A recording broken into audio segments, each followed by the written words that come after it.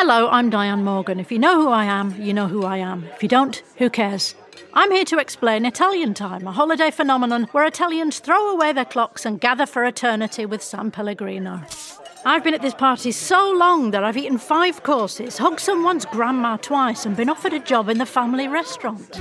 So this holiday season, make sure to bring enough San Pellegrino to last you through the meal, the after meal, and the entire goodbye ritual.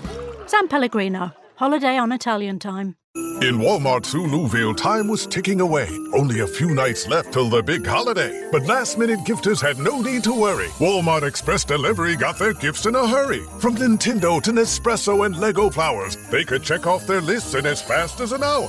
All of Who Newville, East, West, South, and North could order gifts up until 5 p.m. on December 24th. So this holiday, just do as the Who's do. With gift delivery this fast, they all gasped. From Walmart, who knew? Subject to availability, terms and fees apply.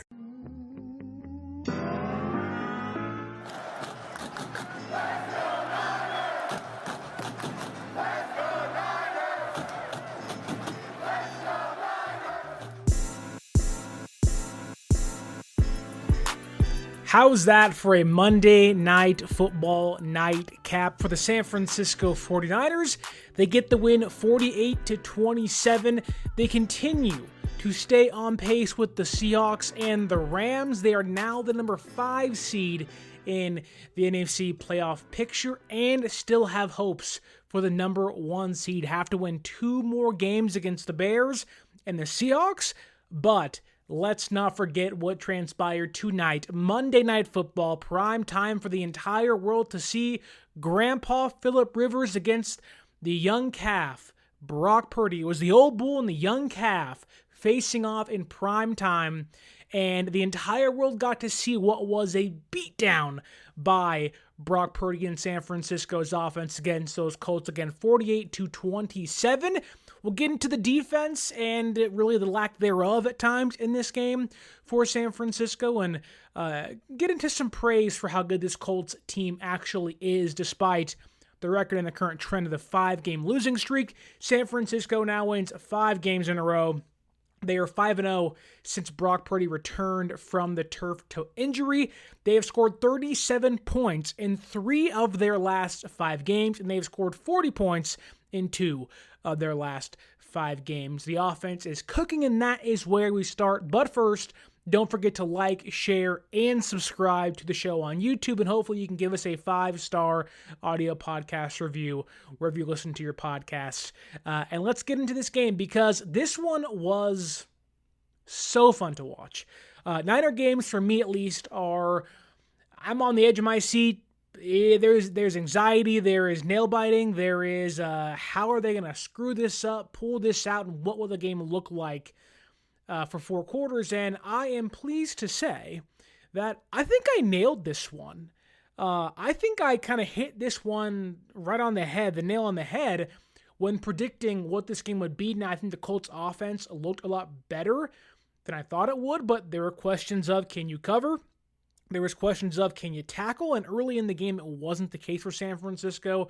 Really, for about 3.5 quarters, they couldn't cover jack squat. But the Niners offense, this is exactly what I thought was going to happen. They cooked that Colts defense. It was like burnt toast on a Sunday, on a Monday, on a Tuesday, on a Wednesday. That house still stank. You're trying to open up windows and get the smell out of your house, and you're like, it is seeping into the couch, into the cushions, into the bed. What is that smell? That is that Colts defense getting burnt by Brock Purdy and George Kittle and Christian McCaffrey. My goodness. I do not think it is crazy to say that Brock Purdy, besides one errant throw that really didn't matter much in the grand scheme of things, and it still hit the wide receiver's hands, was perfect tonight for the San Francisco 49ers. There was a back and forth battle early on, and the Niners needed a, again, near perfect Brock Purdy in this game because the Colts offense came out firing away. They put up 14 points early on San Francisco, and we all kind of sat back and said, is this going to be harder than we thought it was going to, or is this going to be a shootout for the ages? One last hurrah for Phillip Rivers and the Colts, or will Brock Purdy be able to push back and end their season? Although not technically over. It's pretty much over now for the Colts. But Brock Purdy, like, that's the story of the game. Brock Purdy was awesome. He was perfect. Getting into his game in particular, in my notes, I say anyone doubting Brock Purdy potentially slowing down against the Colts, who walked in with DeForest Buckner back, no Mooney Ward, no Sauce Gardner, so there was some hindrances for the Colts defense, but a lot of people said, well, they didn't play anybody for the first, 4 games of Brock Purdy's return. The Panthers aren't good. The Browns, Shedeur Sanders, they're not good. Trying to poke holes in Brock Purdy's play of recent.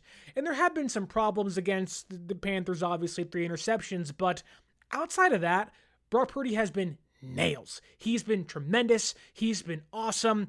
And tonight he was pinpoint accurate. Almost every single drive, every single pass was right to the receiver's hands, in stride, or exactly where it needed to be for this Niners offense. And for, again, maybe a half a play, they needed Brock Purdy to be perfect. And they marched up and down against that Colts defense throughout almost the entirety of the game, basically, minus maybe a drive late. But the real big blunder offensively was an interception that, again, didn't matter much. Bourne got his hands on it. It was a tough play still, but and the other blunder they kind of avoided was Purdy gets hit on a strong side, didn't see the defender. The ball goes in the air. Luke Farrell, who got beat by the defender, picks it up and runs for 3 yards. That's how things were going for San Francisco, where almost everything they did wrong, which wasn't much offensively, still worked out in their favor for the most part. But Brock was awesome. He was and has become the first Niners quarterback in franchise history to throw for 5 touchdowns on Monday Night Football. He is the 3rd quarterback, I think, in Niners history since 1990 to throw for 5 touchdowns in a game, whether it is playoffs or regular season. The other one is Joe Montana in 1990 against the Falcons. The second one is Steve Young with 6 touchdowns against the Chargers in the Super Bowl in 1994 to 1995, and now Brock Purdy. It's been 35 years since a 49ers quarterback. Think about that. That's Jimmy Garoppolo. That's Alex Smith. It's Colin Kaepernick. I mean, there was a big gap, a bunch of crap in between there, but Jeff Garcia's in there. He was a good quarterback for San Francisco for a handful of years. He didn't even throw for 5 touchdowns in the game. And the Colts offense or defense isn't even bad. Like, this wasn't them beating a bad defense. This was Purdy just locking in like he's LeBron in the playoffs, 0 dark 30, like, hey, let's go, boys. We're going to go buck some Colts out there in Indianapolis. Like, get your saddles and let's ride. And get on my back and I'll carry you. And Brock did. Brock was tremendous. And there's so much more to his game, like, but kind of sticking with the historical aspect of things for a second. Brock has now beaten Tom Brady, Aaron Rodgers, and Phillip Rivers in his career, which, shockingly enough, there is, 2 years in between the Rivers and Brady game, and Rivers wasn't even a quarterback or in the NFL when Purdy got drafted. That's how crazy this is. Rodgers played for the Jets, obviously, in the win they got over them, but Purdy now owns wins over Tom Brady, the GOAT, one of the greatest of all time, the greatest of all time.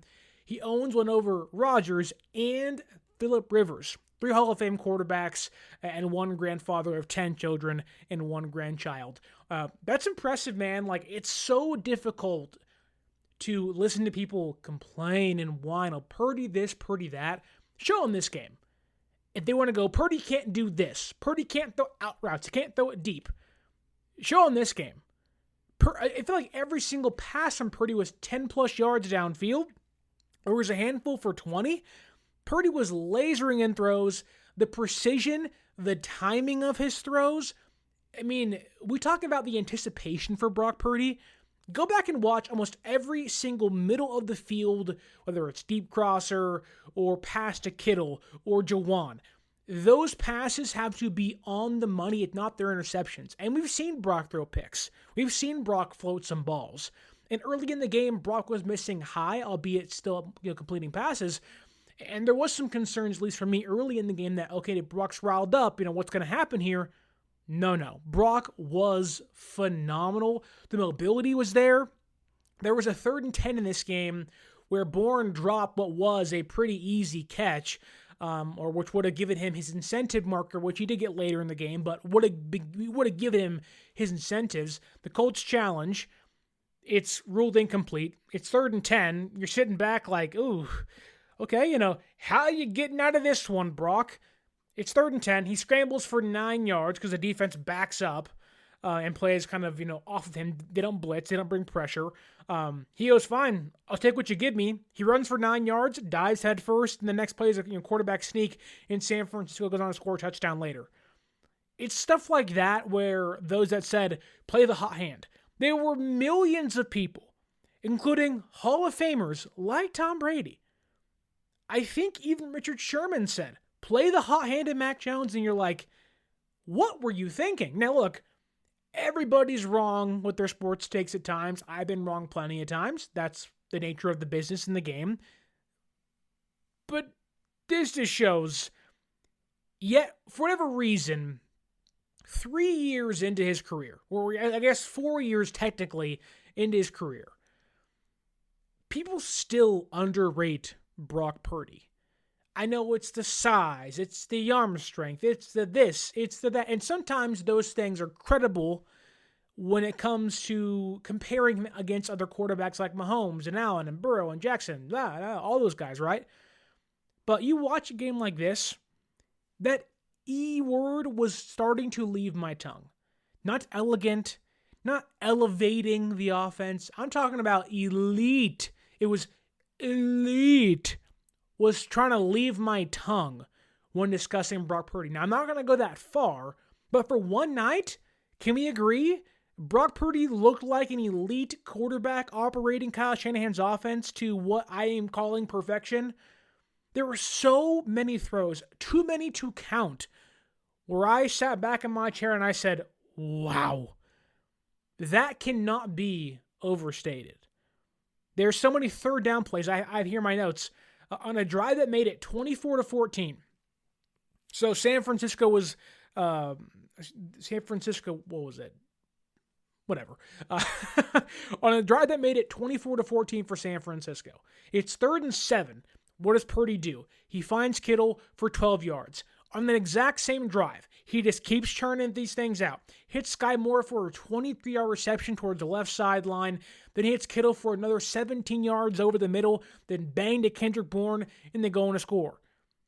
Almost every single pass was 10-plus yards downfield. It was insane. He was pushing the ball. He was on time with his throws. I have this stat here in front of me, I think. Here we go. Purdy, in his first 6 starts of the season, on passes 10-plus yards downfield, 58% completion rate, 11.6 yards per attempt, 2 touchdowns, and 6 interceptions.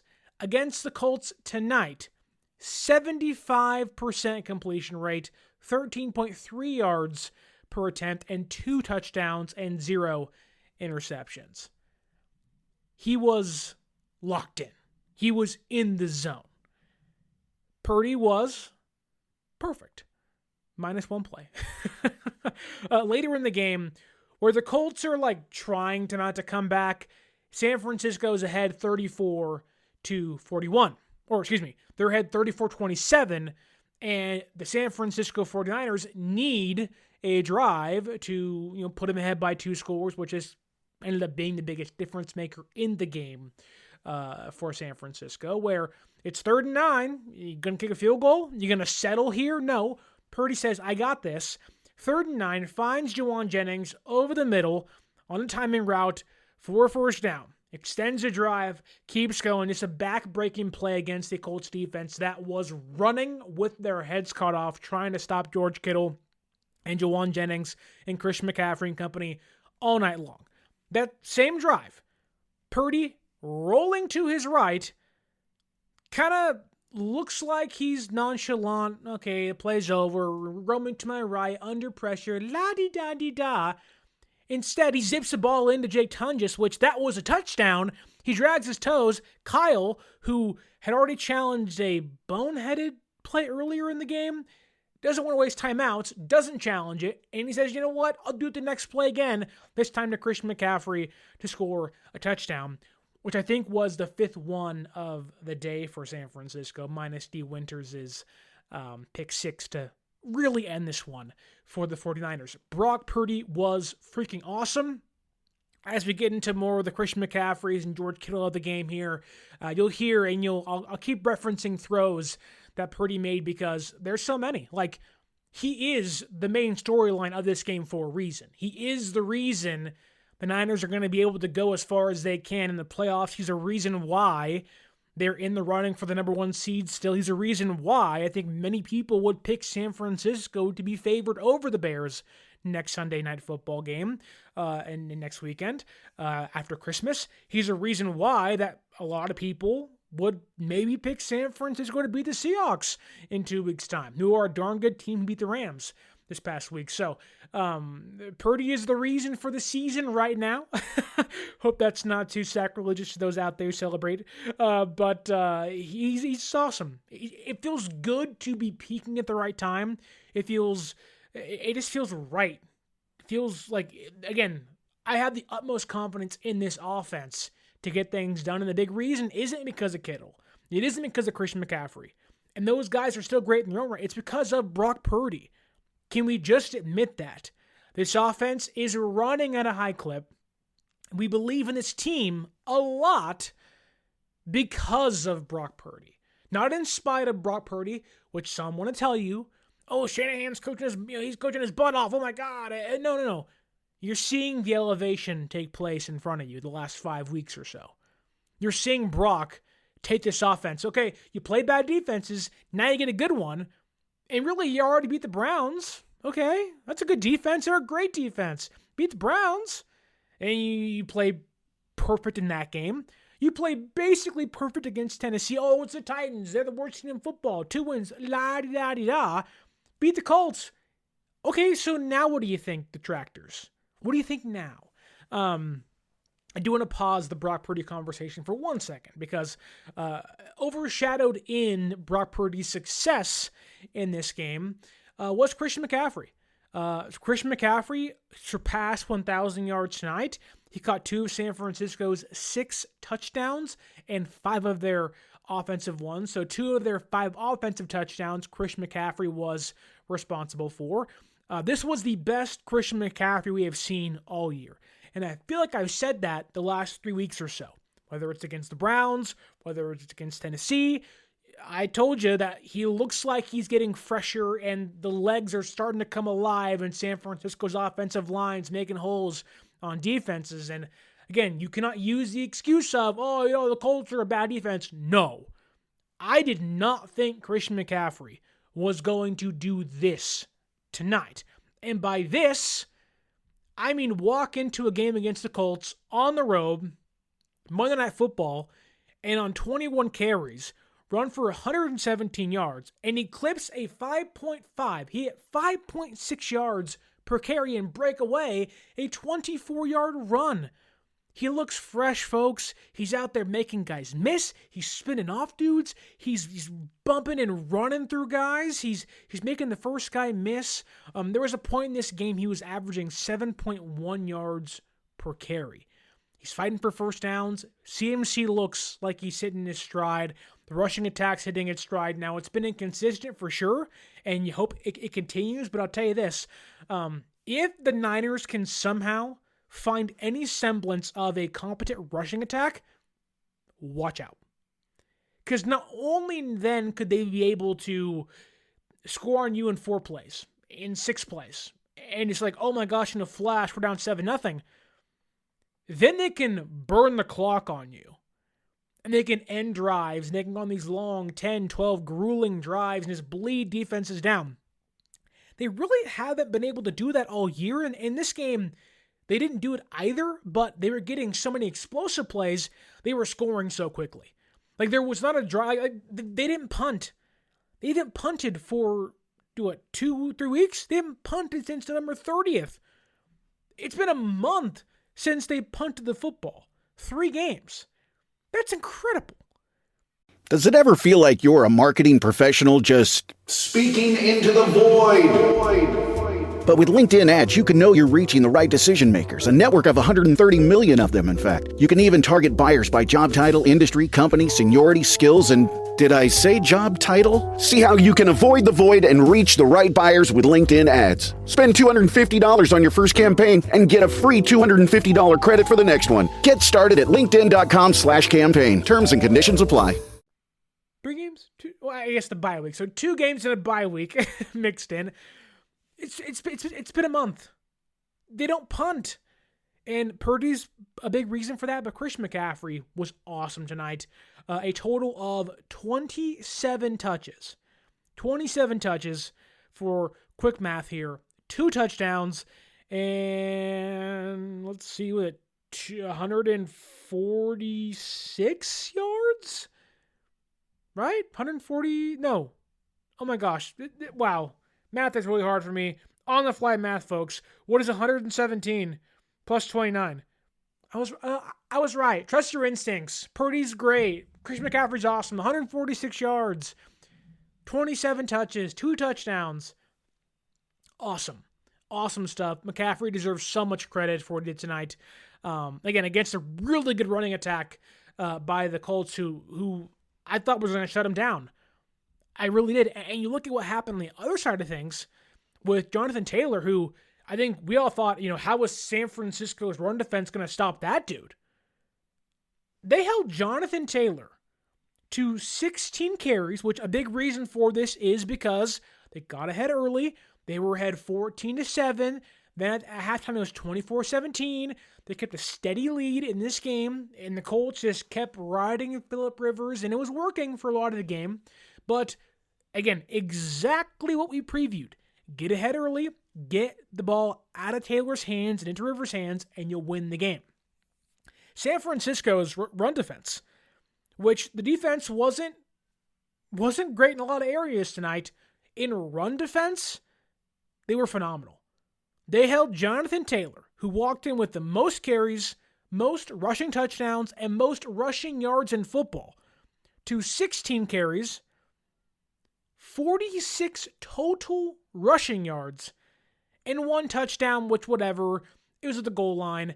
But here's the kicker. Under 2.9 yards per carry.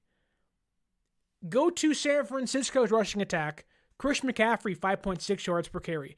Brian Robinson, 4 yards per carry. Brock Purdy, 5.5 yards per carry. This might be the first time all year, maybe outside of the Falcons game earlier in the season. Also, Monday Night Football, mind you. They held the opposing superstar running back to under the Niners' yards per carry rate. When's the last time San Francisco outgained somebody per attempt on the ground? Is kind of what I'm getting at, right? Jonathan Taylor was a non-factor. He's been slowing down at times, but Niners' run defense has been really bad. It was coming off one of the worst yards per carry attempt rates all season against the Titans. Dudes are averaging double-digit yards per carry. And they held Jonathan Taylor to 16 carries, 46 yards, and 2.9. Under 3 yards per carry. His longest run was 7. McCaffrey had 24-yard runs. Robinson, 11-yard runs. Purdy, a 9-yard run. The Niners sold out to stop the run, and it paid off in dividends. They tackled well on the run or against the run, not in coverage, but against the run. They wrapped up. They swallowed that dude whole. That was pause. Pause big time there. But you get what I mean. Like, to stop a superstar, to sell out that much and it work out for you. I know San Francisco's defense gave up 27 points, but in the grand scheme of things, well, it wasn't great. You can take away the run defense being so much better. Alfred Collins, CJ West, Tatum Bethune, Yetur Gross-Matos, Keon White, like even the guys who you don't usually point out to, Jair Brown, Mustafa, for as bad as those guys were in coverage in this game, they made it for it on the ground against Taylor. Like, credit to those guys.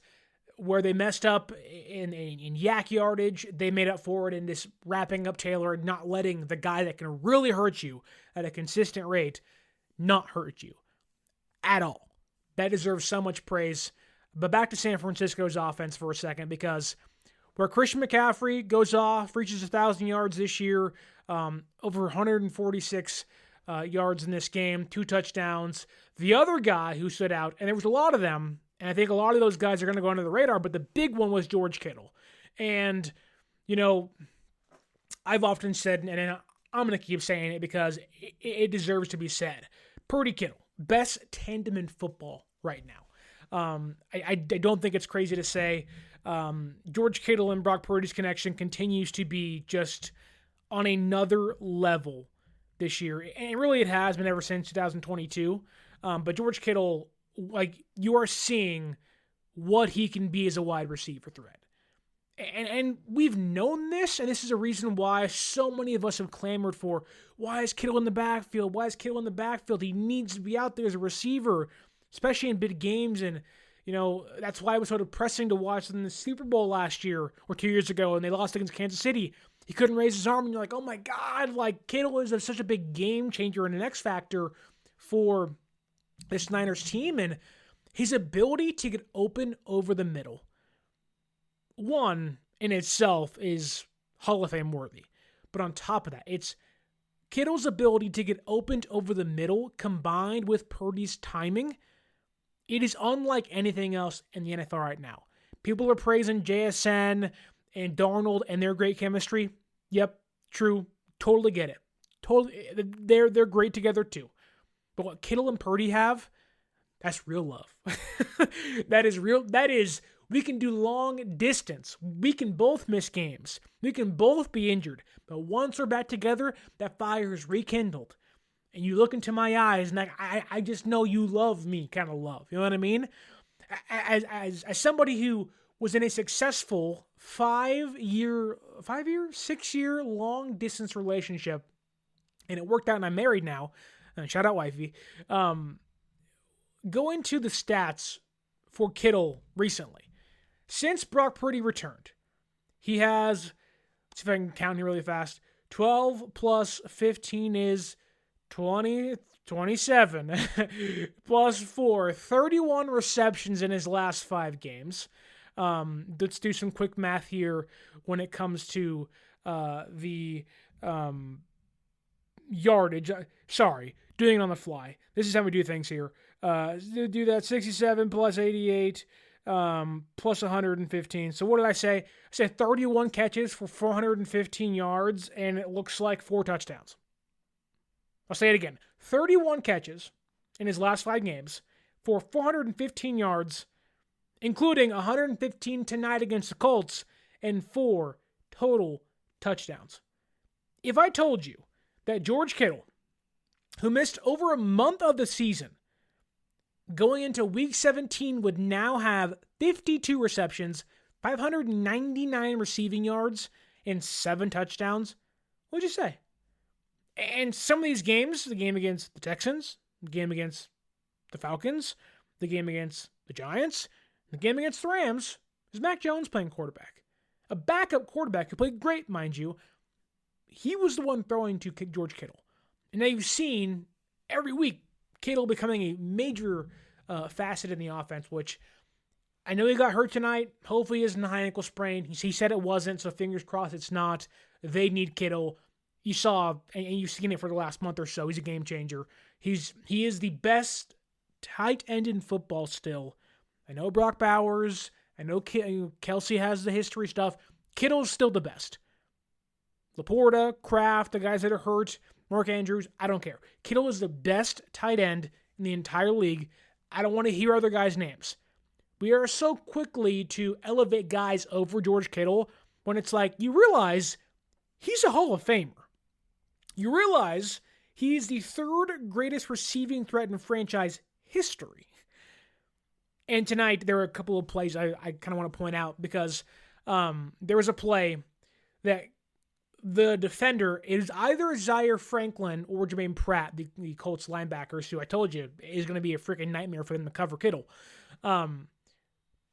the minute Kittle breaks on the in route, the Colts linebacker has his back to Purdy. He's running back, sees Kittle and is like, "Oh, sugar, honey, iced tea." Shout out Madagascar. And he's like flailing his hands up like he's at some Taylor Swift concert. It's like, oh my God, there's a fire. What do I do? Like, I know I'm in some deep doo-doo. And Kittle just jumps over him, reaches around him, catches the football, brings it down for 26 yards, mosses the guy. Then later in the game, on what was, I think, one of Purdy's best plays, Purdy again rolling to his right, kind of like the Tonjes play of like, is he going to throw it? Is he not going to throw it? He's like towards the sideline. It kind of feels like he's going to give up on the play. What does he do? I don't know if it was a no-look throw, but it was certainly I'm not looking at Kittle type throw, or if I am, it's a peripheral throw, which wouldn't shock me at Purdy's prowess, but runs to his right, kind of setting his feet, and then just zips it into Kittle, kind of across his body. Not what you're supposed to do as a quarterback, but it's what makes Brock Purdy great. While yes, it will get him into trouble sometimes, never wanting to give up on plays is such a Brock Purdy elite quarterback type thing to do. And yes, you force throws, you'll make mistakes. That is a tight window throw in a tied ball game in which you are going toe-to-toe with the Colts offense, who was showing no signs of slowing down against what San Francisco's defense gave them early in this one. Purdy had to be perfect. Momentum could have shifted at any moment in this game. Purdy being the way and playing the way he played just set San Francisco apart. There's levels to this, and Purdy was on the next one. My wife and I love watching Next Level Chef. They're on the top floor when this round's over with in Week 16. They're not in the basement. They're on the mediocre one. They're the top floor. They are in the with the blenders and all the high-end utensils and everything. Like, you watch the Bear. What they're shooting for, that's what Brock Purdy and George Kittle had in this one. And again, like, this game was going back and forth. Like, if San Francisco's offense didn't play as good as it did in this one, especially early, this game could have been entirely different. If you gave the Colts a window, and they could have used Jonathan Taylor more. There was a tied game more, but they immediately got them Colts after giving up 7 points in the first drive. They answered back, and they just never let up on that Colts defense, which a big reason for that was because of George Kittle, who had 7 catches, 115 yards, and 1 touchdown tonight. The next person who I don't think gets a lot of credit. He was really quiet in the first half, but just exploded in the second half, and that is Jauan Jennings. I don't know what the money looks like or how things work themselves out, but hashtag pay Jauan Jennings? Like, he just embodies Niners football. And I told you in the offseason, his skill set is one that translates into old age because he already plays like an old man. He's a tight end. He's a grizzled veteran, I'm going to put dirt in your mouth and make you chew it type of player. You saw him on the sideline today. He scored a touchdown. Went to give the Colts fan the ball. He goes, nope, and pulls it back. And she was like, why did I just become why is Jauan Jennings public enemy number one? Gets under guys' skin like Shelby Harris out there for the Browns and some of the Panthers guys too. But Jauan was awesome. And the nickname goes without saying, Third Jauan, even though I just said it. But there were a couple of plays, and the two I want to highlight is 2 third down plays on the first drive out of halftime. So for context, right? San Francisco is leading the game 24-17. The Colts did not defer because they won the coin toss. They got the football. They scored first. San Francisco then got the ball to begin the second half, right? They scored to end the first half, basically. Or they almost did because Pinheiro missed the 64-yard field goal off the front goalpost, which was crazy to see. It was so close, Eddie. So close. But anyways, San Francisco's ahead by 7. It's really close. They're trading scores back and forth. Again, momentum. How can you take it, steal it, and choke out your opponent and just make them tap out? unlike John Cena in his last match ever. We don't talk about that here because of what ended up happening in that. However, going back to this game that actually matters here, and that's why you're here for the show, Niners are winning 24-17. This was, to me, the biggest drive of the game. You could point to later points of, things got dicey late and San Francisco needed to have a drive here. This, to me, was the biggest drive of the game for San Francisco. Your head one score, can you make it two score before the Colts even touch the football? They're in their own place. They're feeling good. The offense is rocking for them. They're thinking, if we can get one takeaway, if we can stop these dudes once, make them punt once, we now have the game in our grasp. The ball's in our court, right? What did San Francisco do? They march all the way downfield. But the two big Jauan Jennings plays that deserve to be highlighted are two big third down plays. It's 3rd and 8. Again, does the drive stall for San Francisco? Do you not score points? You have to punt the ball away. Give the Colts the ball. Give them momentum. Brock Purdy finds Jauan Jennings for 21 yards downfield. He's out there celebrating, yelling, going crazy. Then later, they're in the red zone. It's 1st and goal. Run goes nowhere. It's 2nd and goal. I think it was maybe a pass to Marcus Robinson. Goes nowhere. 3rd and goal. Do you stall? Do you go by 14 points? You go by 10 points. It's a big difference. Big difference in a game like this. Purdy finds Jauan Jennings, I think towards the right side of the end zone, for a touchdown on 3rd down. And San Francisco sit there like, look, we got a 14-point lead. The defense can relax a little bit, take pressure off them. And then even later for Jauan, I know the two big ones are the big 3rd down catches that I just pointed out to you, but even later in the game, Purdy high points the ball. The defender goes up. So does Jauan. They both have their hand on the ball. Jauan comes down with it and extends their drive. And at that point, it's 31-20, so an 11-point game. But then San Francisco goes downfield and scores some points again. Jauan's just awesome, man. His ability, the relationship with Purdy, the timing of Purdy, and a lot of people are clamoring for Jordan Watkins and Sky Moore and Ricky Pearsall, and all that makes sense. I get it.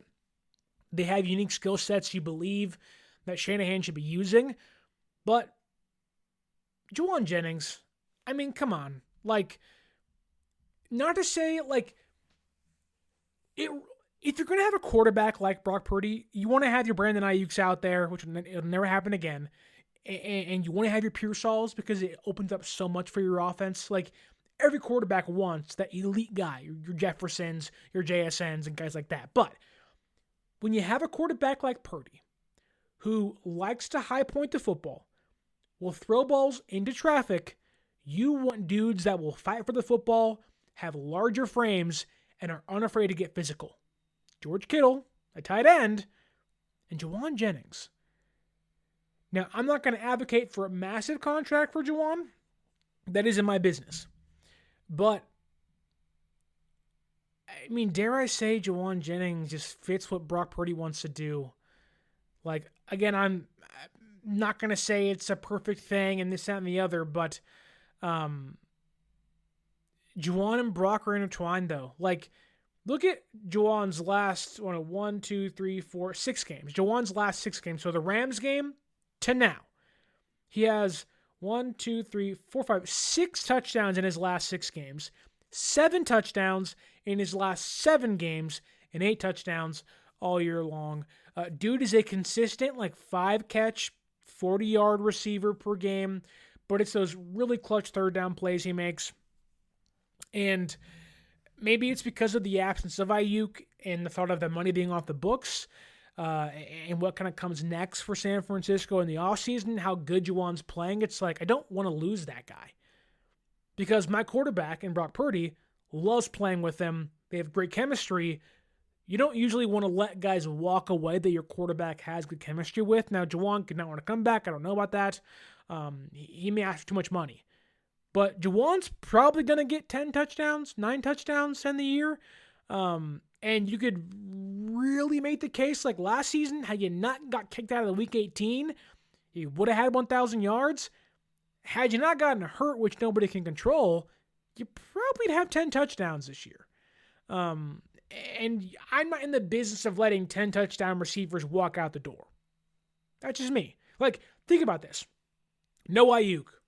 No Kittle for a little bit of time. No Pearsall for half the season. Who's been Mr. Consistent? Now, Jauan has missed some times, and I get that, but Jauan has been Mr. Reliable for the last 2 years. Why wouldn't you want to reward that?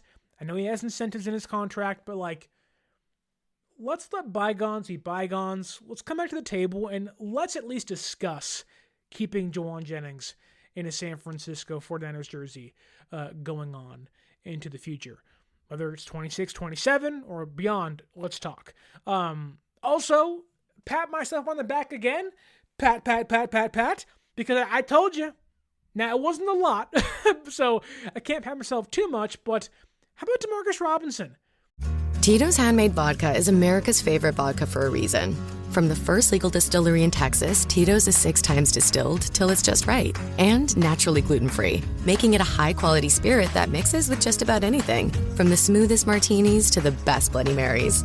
Tito's is known for giving back, teaming up with nonprofits to serve its communities and do good for dogs.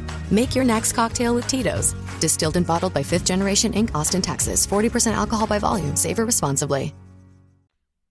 I was on the Krug show with Larry Krueger. I was on here saying, like, Demarcus Robinson's been a bigger part of the offense. The deep ball. Oh, is it Watkins? Is it Moore? Is it Demarcus Robinson?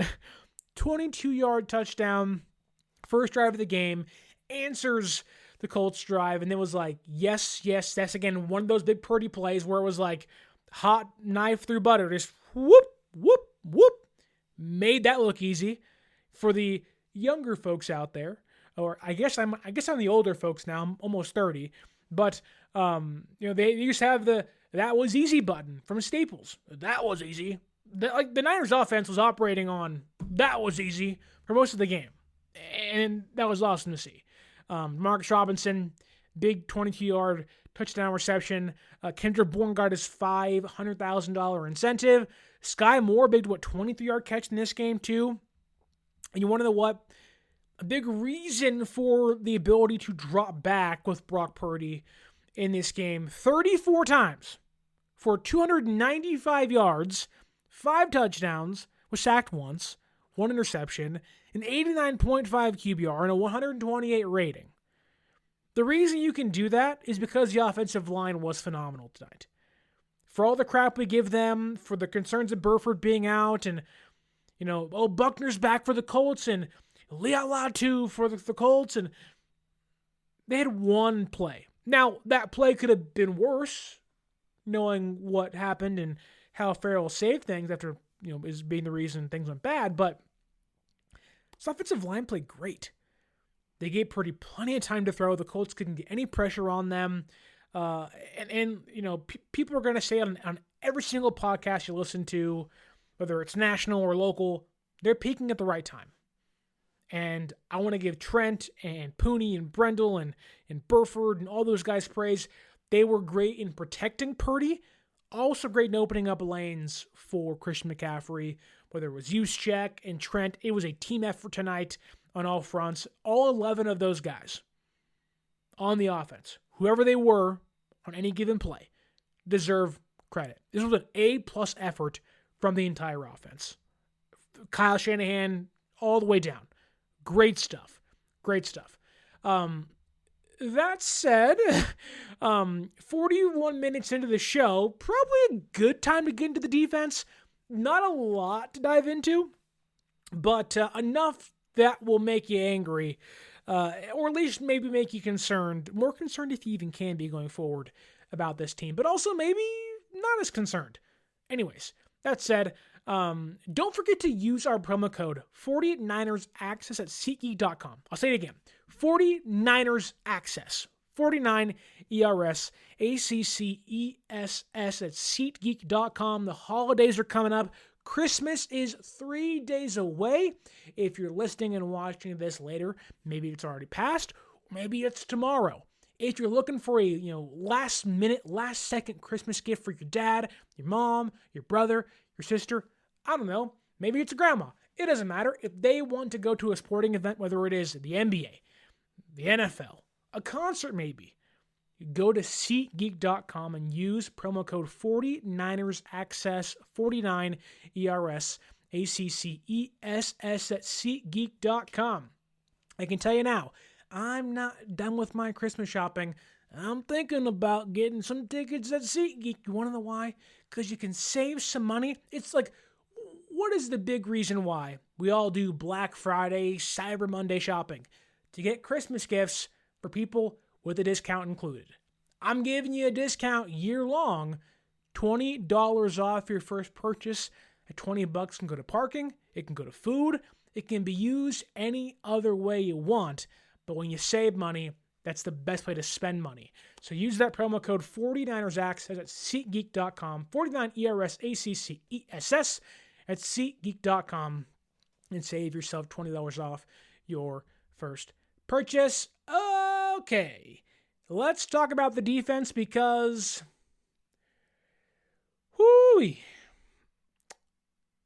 just like in some of those videos you're not supposed to be watching when you're home by yourself and alone, Phillip Rivers had his way with this Niners defense. Wow. I was scared for, quarter and a half. That dude was calling, they were running no huddle, tempo offense. Then they were milking the clock after being lined up because Rivers was calling 10 audibles and checks at the line of scrimmage. He was like, Nancy, Nancy, Nancy, Bluebell, no, Blue Bunny, hot, heat, Woody, buzz, bullseye. It was like, dude, what is going on? I have never seen a team run tempo, yet still milk the clock to 2 seconds because your quarterback's calling out 30 different checks and audibling and changing stuff. Now, to give Rivers credit, and he deserves a ton of credit, he has no arm strength. He was pushing that ball downfield as best as he could. He dropped back 35 times, one more time than Brock Purdy, for 277 yards and 2 touchdowns. He was only sacked twice. I want to give Grandpa some credit, man. That was awesome to see. I grew up watching Phillip Rivers play football. My college roommate was his favorite quarterback, so I talked a lot about him. And whenever you see one of the league's greats retire, it makes you somewhat sad. It's a chapter ending in your life or their life, and you get somewhat sentimental, like when Drew Brees retired, when Tom Brady retired. Even if you don't like those guys when they are playing in their careers, once they're gone, you miss them. Like, I miss Big Ben and Brees and Rivers, and you can go so on and so forth. There just seems to be this, whether it's nostalgia or whatever it may be, you just miss the old ways. And Rivers really is an old style quarterback.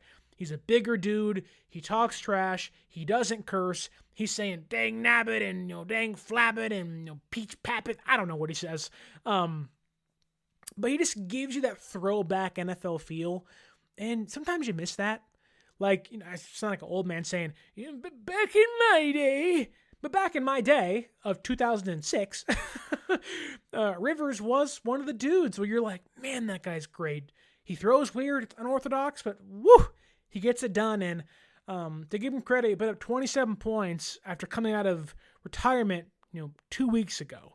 And to play the Seahawks and almost win that game, and to have this Niners defense on the ropes early, he deserves credit. But it also goes into how bad San Francisco's defense was in this game, especially early, because the Niners defense on third downs, my God, it got better as the game went on. And I think San Francisco's defense got better as the game went on, but it's misleading to say the Colts were 5 for 10, because while they were technically, that first half, I counted 3 third and 8 or third and 8+ yard conversions for the Colts. There was a point in this game where San Francisco had the Colts on third and long twice on that first or second drive of the Colts. It was 3rd and 8, and they complete a 19-yard, basically crossing route or underneath route to Jonathan Taylor for 19 yards. Bethune was like, wait, what?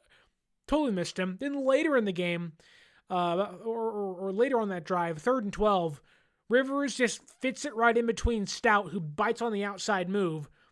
Downs goes back inside. Rivers just bloop, right to him. And you're just like, I know they're young. I know they're inexperienced. But those Colts receivers, Alec Pierce, who this team could not cover all night, Michael Pittman, Josh Downs. There wasn't much from Tyler Warren, but still, Downs, Pittman, and Pierce made this secondary look like it was a bunch of schoolgirls. They couldn't cover nothing.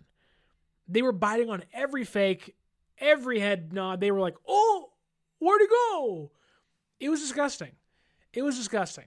I thought Lenore, he didn't really do much tonight. He got called for a BS unnecessary roughness call because he punched the football out of someone's hands when the play was over. That made me laugh. The refs were good, but had a few hiccups tonight, and probably gave the Colts some points. Darrell Luter Jr. played in replacement of Ronaldo Green, who didn't play because of, I think, a neck injury. And when I tell you, for as much as Purdy was burning the Colts defense, Alec Pierce, I mean, talk about a white boy with some motion. My God, he was running all over Darrell Luter Jr. It was just bang, bang, bang. Like every big play was, oh, there's Pierce. There's Pierce. There's Pierce. He was giving me flashbacks to Austin Collie and Anthony Gonzalez with the Colts back in the day. I was like, why are these white boys so good? I was getting Vietnam flashbacks of Wes Welker and Danny Amendola. And like, what's going on? Like, that's how crazy it was to watch tonight. He got Luter early in the game for 17 yards over the middle. There was a 3rd and 7 that Luter got called for a DPI on, led to a Colts field goal, but a big reason for that was because Pierce was cooking him. And that really wasn't a DPI. In my opinion, the ball was thrown short and whatever, but a big reason for Luter being so grabby was because earlier in the game, on a 3rd and 16 in the red zone, mind you, a 3rd and 16 in the red zone, Rivers hits Pierce for a touchdown. And it's just like, oh. I know Luter's, he's in year 4 now, I think. Year 4, year 3, whatever. You're missing your star cornerback. You don't have Fred. You don't have Nick. But at some point, while those excuses still exist, they got to go by the wayside because this is where things have been for 2 months, if not longer now. And, I think the defense tightened its screws later. Like, the defense did make some big plays. CJ West got his first NFL career sack. Good on you. Great to see. Push through a double team to get to Rivers. That was awesome. Alfred Collins gets a big fumble that helps force a Colts, I think, 3 and out later in the game, which was, he just bulldozed his way through, hence why having some space-eating defensive tackles help on the interior, which San Francisco desperately missed last season. And then D. Winters iced the game with a pick 6, which it was like, whoo, no comeback in store for the Colts. But again, those are 3 really good plays.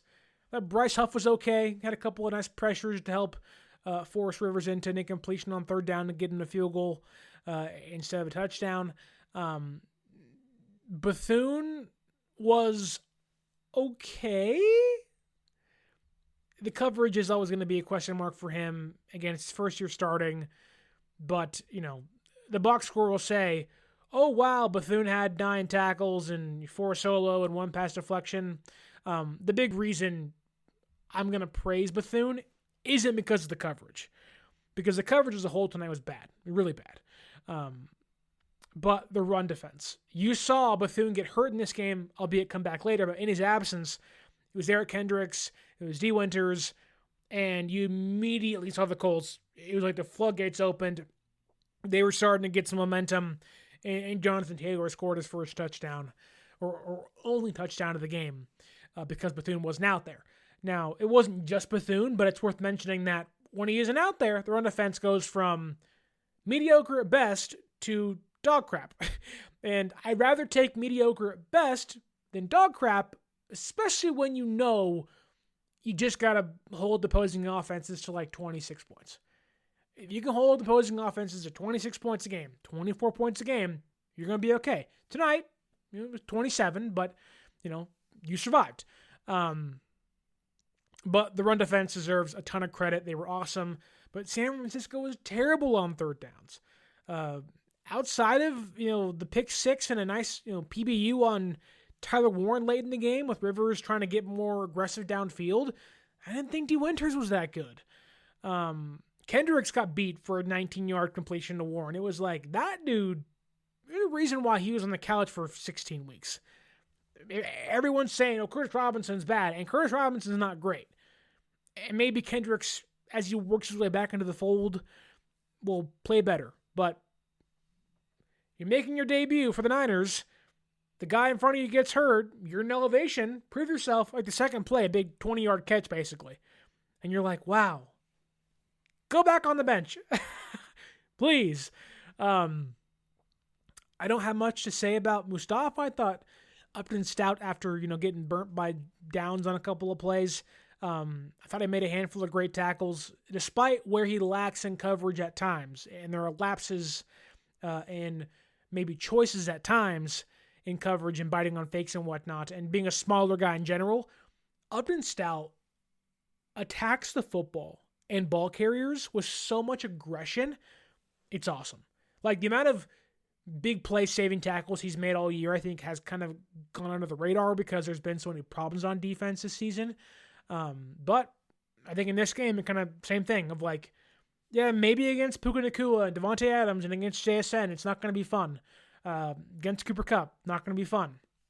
We'll see against Chicago with Moore and Adunze and Luther Burden next weekend. But, against the Colts, who have a good offense, mind you, I think a really good offense with Pittman and Downs and Pierce, like, yeah, there's some bad stuff out there, but Stout, I think, deserves some credit for his tenacity, one, but also he just plays through the whistle.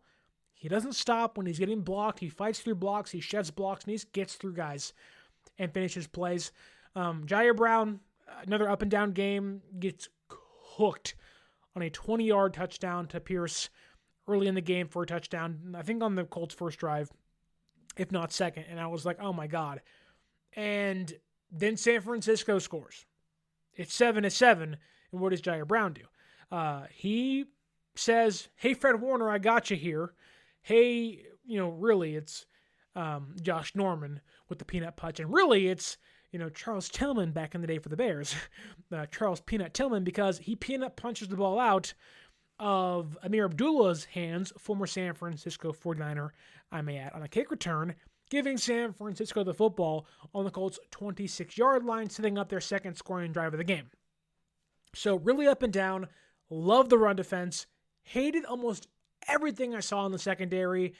Too many guys on the Niners running with their backs to the ball, catching up to cornerback or to receivers and tight ends. Too much. The tackling got better as the game went on, but again, you don't want to see dudes with their backs to the quarterbacks like, trying to play catch up. You don't want that. You want the guys, if you're going to allow catches, at least be square to the guy with the football. And not trying to chase dudes down. Whenever you find yourself with your hips open and you're running full speed, usually isn't a good thing on defense. So a lot of things to clean up, a lot of concerns against the Bears and against Seattle in 2 weeks. But like we've always said, week by week, that is the name of the game. Eddie Pinheiro missed his first kick of the season, a 64-yarder that hit the front goalpost and didn't go in. Thomas Morstead did not punt for a second consecutive game in the first time, or in the third week in a row he hasn't punted. The last time he punted was against the Browns on November 30th, 3-ish weeks ago. And yeah, this was a fun game. Fun game. This was a game where you believe in Brock even more. You buy into the offense more. And I was watching the TSN, the Toronto Sports Network, coverage of the game afterwards because I don't watch games on cable. I find them for free elsewhere. Wink, wink, wink. And they were on discussing the Niners, which I don't usually pay attention to Canadian sports media because, like, I'm in America. But they were so much more positive and appreciative and so much more showing a lot more belief in the 49ers, which to me it's like, hey, if the Canadians are doing it and they ain't from America, they don't even play American football usually. They got their own thing going on out there with the CFL and rugby and soccer. If they're buying into what San Francisco's selling, then I'm in too. So San Francisco gets the win 48-27. Drop your comments down below. Tell me what you thought of the game. Are you more in on Brock? Are you a little out on Brock? I don't know how you'd be. Where are your concerns?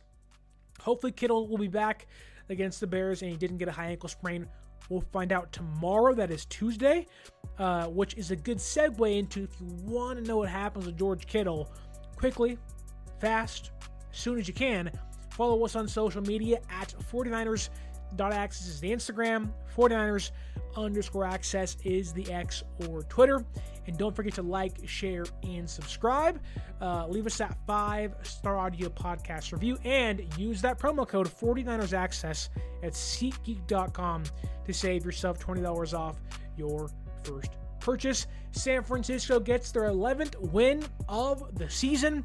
They've won their 5th straight game in a row. Drop your comments down below. Drop your takeaways down below after Brock Purdy's historic performance on Monday Night Football against the Colts. That said, my name is Sterling Bennett, and as always, until next time, enjoy your Victory Tuesday, second one of the year, and stay faithful.